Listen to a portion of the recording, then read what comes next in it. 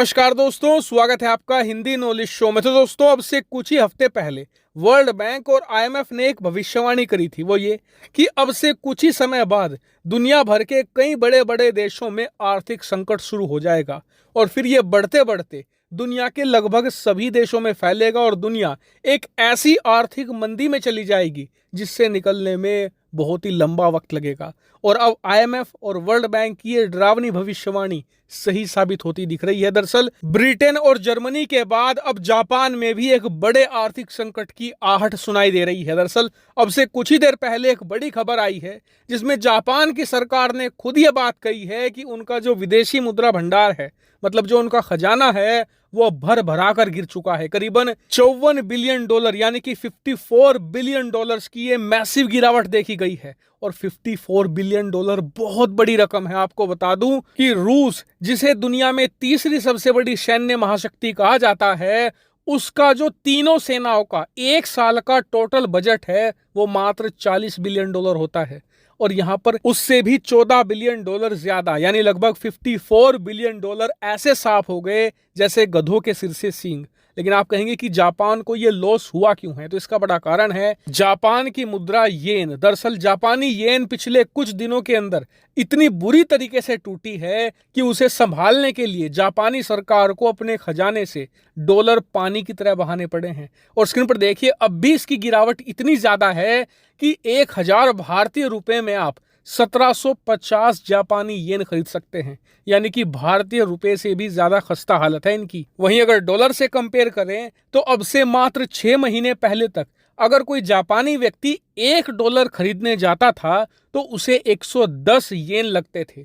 आज की तारीख में स्थिति यह है कि $1 के लिए 145 येन खर्च करने पड़ रहे हैं। और आपकी जानकारी के लिए बता दूं कि 145 पर भी येन इसलिए टिका हुआ है क्योंकि पिछले 15-20 दिनों के अंदर इन्होंने $54 बिलियन पानी की तरह मार्केट में बहाए हैं। अगर जापानी सरकार ऐसा ना करती तो येन आपको 200 के पार मिलता। लेकिन अब इसका असर क्या हो रहा है तो देखिए, जैसे जैसे किसी देश की मुद्रा डिवैल्यू होती चली जाती है ना, उस देश में महंगाई भी उतनी ही तेजी से बढ़ती है।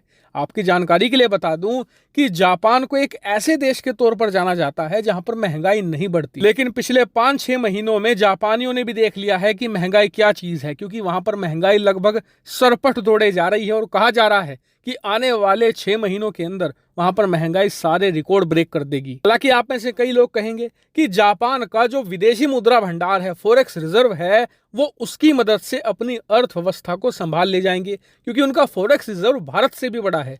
बात आपकी सही है, भारत का जो विदेशी मुद्रा भंडार है वो 550 बिलियन के आसपास है। वहीं जापान का विदेशी मुद्रा भंडार 1.24 ट्रिलियन का है, यानी कि लगभग 1240 बिलियन का, यानी कि भारत के दुगने से भी ज्यादा। लेकिन आपको बता दूं कि भारत से बड़ी अर्थव्यवस्था है जापान की, लगभग 5 ट्रिलियन। ऐसे में उसे संभालने के लिए और ज्यादा पैसा खर्च होगा।